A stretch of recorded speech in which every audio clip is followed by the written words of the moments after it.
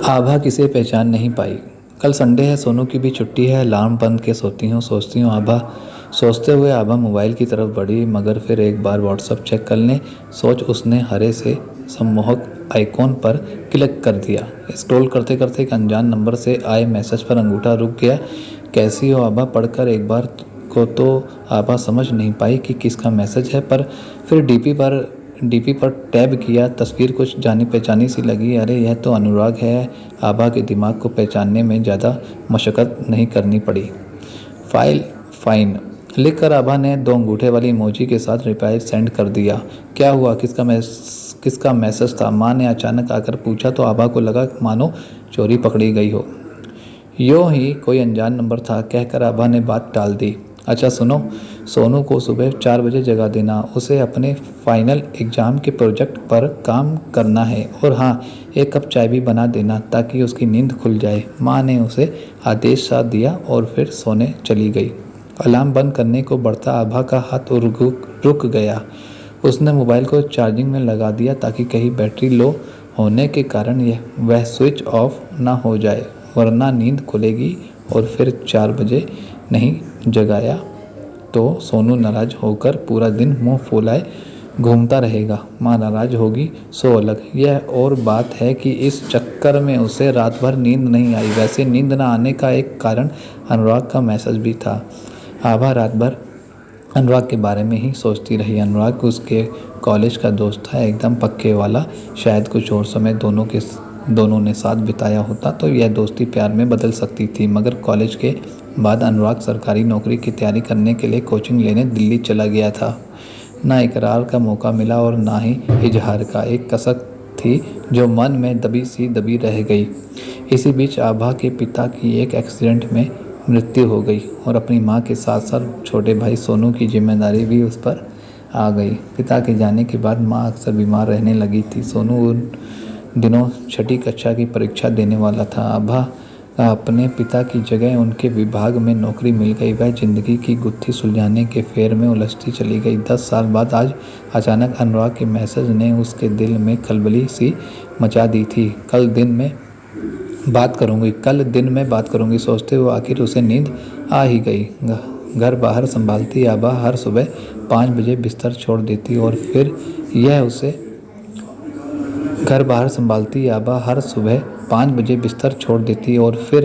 यह उसे रात 11 बजे ही नसीब होता। ऑफिस जाने से पहले नाश्ते से लेकर लंच तक का काम उसे निपटाना होता। 9 बजे तक वह भी ऑफिस के लिए निकल लेती, क्योंकि 10 बजे बायोमेट्रिक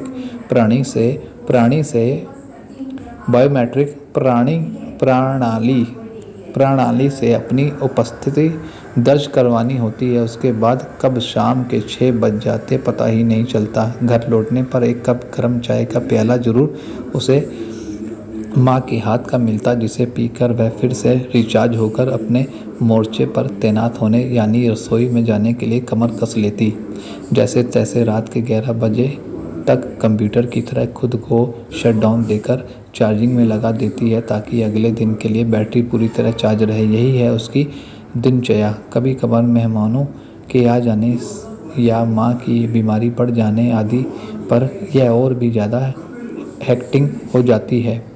फिर तो बस शरीर मानो रोबोट की तरह बन जाता है। अंतिम बार खुद के लिए कब कुछ लम्हे निकाले थे याद ही नहीं पड़ता। बस इसी तरह मशीन सी चलती ज़िंदगी में अचानक अनुराग के मैसेज ने उसे जैसे लुब्रिकेट का काम किया। सुबह के लगभग 11 बजे जब आभा ऑफिस के रूटीन काम से थोड़ा फ्री हुई तो उससे अनुराग का ख्याल आया। मोबाइल में उसके रात वाले मैसेज को ढूंढकर फ़ोन नंबर एक कागज़ पर लिखा और डायल कर दिया। जैसे ही फ़ोन के दूसरी तरफ घंटी बजी, उसके दिल की धड़कनें भी तेज हो गई।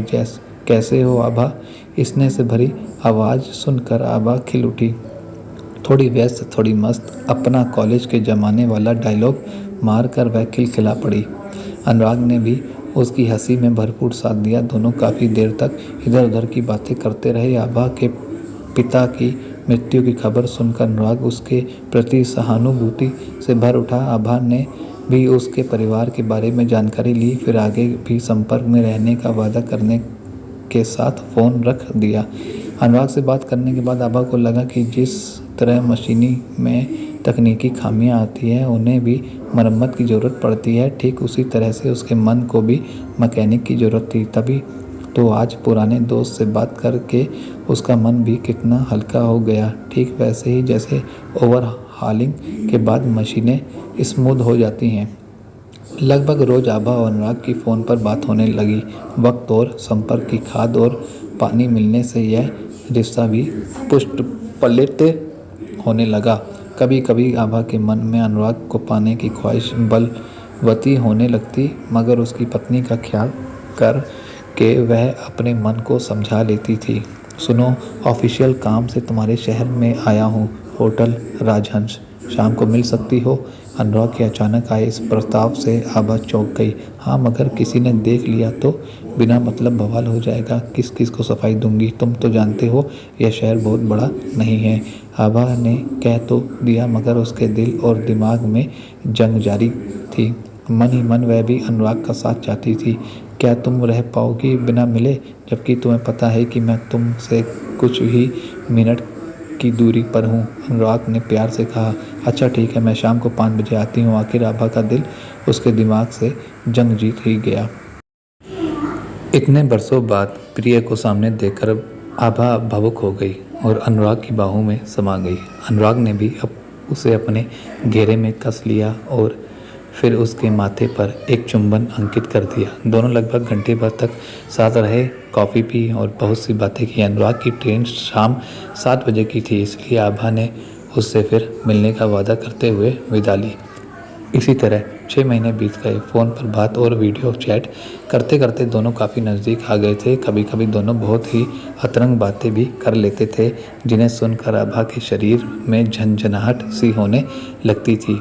एक रोज़ जब अनुराग की पत्नी अपने मायके गई हुई थी, तब वह आभा के साथ देर रात वीडियो पर चैट कर रहा था। अनुराग अपनी शर्ट उतार दो, अचानक आभा ने कहा। अनुराग ने एक पल सोचा और फिर शर्ट उतार दी, उसके बाद पैजामा भी। अब तुम्हारी बारी, अनुराग ने कहा तो आभा का चेहरा शर्म से लाल हो गया। उसने तुरंत चैट बंद कर दी, मगर अब आभा का युवा मन अनुराग की कामना और भी तीव्रता से करने लगा। सोनू और माँ की जिम्मेदारियों के कारण वह अपनी शादी के बारे में सोच नहीं पा रही थी, मगर उसकी अपनी भी कुछ कामनाएं थी जो रह रहकर सिर उठाती थी।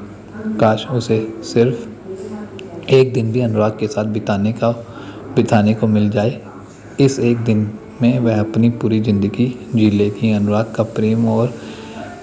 का प्रेम अपने मन मस्तिष्क में समेट लेगी। आभा कल्पना करने लगी और वह संभावनाएं तलाशने लगी कि उसे यह मौका हासिल हो सके। वह नहीं जानती थी कि कल क्या होगा, मगर एक रात वह अपनी मर्जी से जीना चाहती थी। उसने एक दिन डरते डरते अपनी यह कल्पना अनुराग के साथ साझा की तो वह भी राजी हो गया। तय हुआ कि दोनों दूर के किसी तीसरे शहर में मिलेंगे।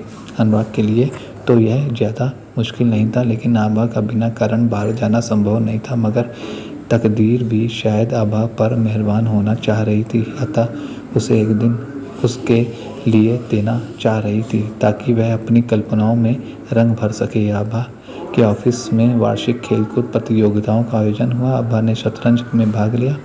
अधिक महिला प्रतिभागी न होने के कारण उसका चयन राज्य स्तर पर विभागीय प्रतिभागी के रूप में हो गया। इस प्रतियोगिता का फाइनल राउंड जयपुर में होना था, जिसमें भाग लेने के लिए आभा को 2 दिनों के लिए जयपुर जाना था। आभा ने टूर्नामेंट की डेट फिक्स होते ही अनुराग को बता दिया। हालांकि आभा सहित सभी प्रतिभागियों के ठहरने की व्यवस्था विभाग के गेस्ट हाउस में की गई थी, मगर आभा ने अपनी सहेली के घर रुकने की खास परमिशन अपने लीडर से ले ली। आभा अपने साथियों के साथ बस से सुबह 6 बजे जयपुर पहुंच गई। आभा अनुराग की ट्रेन 10 बजे आने वाली थी। आभा ठीक 10 बजे रेलवे स्टेशन पहुंच गई। फिर अनुराग के साथ एक होटल में पति पत्नी के रूप में चेक इन किया। थोड़ी देर बातें करने के बाद आभा ने उससे विदा ली, क्योंकि दोपहर बाद उसका मैच था। हालांकि दोनों ही अब दूरी बर्दाश्त नहीं कर पा रहे थे, मगर जिस बहाने ने उन्हें मिलाया था उसे निभाना भी तो जरूरी था, वरना पूरी टीम को उस पर शक हो जाता। आभा ने बेमन से अपना मैच खेला और पहले ही राउंड में बाहर हो गई। उसने टीम लीडर से तबीयत खराब होने का बहाना बनाया और 2 ही घंटे में वापस होटल आ गई। अनुराग ने उसे देखते ही बाहों में भर लिया और उसके चेहरे पर चुंबनों की झड़ी लगा दी। आभा ने उसे कंट्रोल किया। वह इन लम्हों को चाय की चुस्कियों की तरह घूंट-घूंट पीकर जीना चाहती थी। आभा की जिद पर दोनों मॉल में घूमने चले गए। रात 9 बजे डिनर करने के बाद जब वे रूम में आए तो अनुराग ने उसकी एक ना सुनी और सीधे बिस्तर पर खींच लिया और उस पर बरस पड़ा। आभा प्यार की इस पहली बरसात में पूरी तरह भीग गई। उसके बाद रात भर दोनों जागते रहे और रिमझिम फुहारों का आनंद लेते रहे। सुबह दोनों ने एक साथ शावर लिया और नहाते नहाते एक बार फिर प्यार के दरिया में तैरने लगे। आभा पूरी तरह तृप्त हो चुकी थी। आज उसे लगा मानो उसकी हर इच्छा पूरी हो गई। अब उसे अधिक की चाह नहीं थी। इसी बीच आभा के टीम लीडर का फ़ोन आ गया। उन्हें 10 बजे रवाना होना था। आभा ने अनुराग के होठों को एक बार भरपूर चूसा और दोनों होटल से बाहर आ गए। अनुराग ने उसके लिए कैब बुला ली थी। कैसा रहा तुम्हारा ये अनुभव? अनुराग ने शरारत से पूछा। मैंने आज जाना है कि कभी कभी फूलों को तोड़कर खुशबू हवा में बिखेर देना चाहिए। कभी कभी किनारों को तोड़कर बहने में कोई बुराई खुद के लिए चाहने में कुछ भी अपराध नहीं। बेशक समाज इसे नैतिकता के तराजू में तोलता है, मगर मैंने अपने मन की सुनी और मुझे उसी का पलड़ा भारी लगा। आभा ने अनुराग का हाथ थाम कर दार्शनिक की तरह कहा। अनुराग उसकी बात को कितना समझा कितना नहीं यह मालूम नहीं, मगर आभा एक दिन अपने लिए जीकर बेहद खुश थी। अब वह एक बार फिर से तैयार थी, बाकी सब के लिए जीने की खातिर।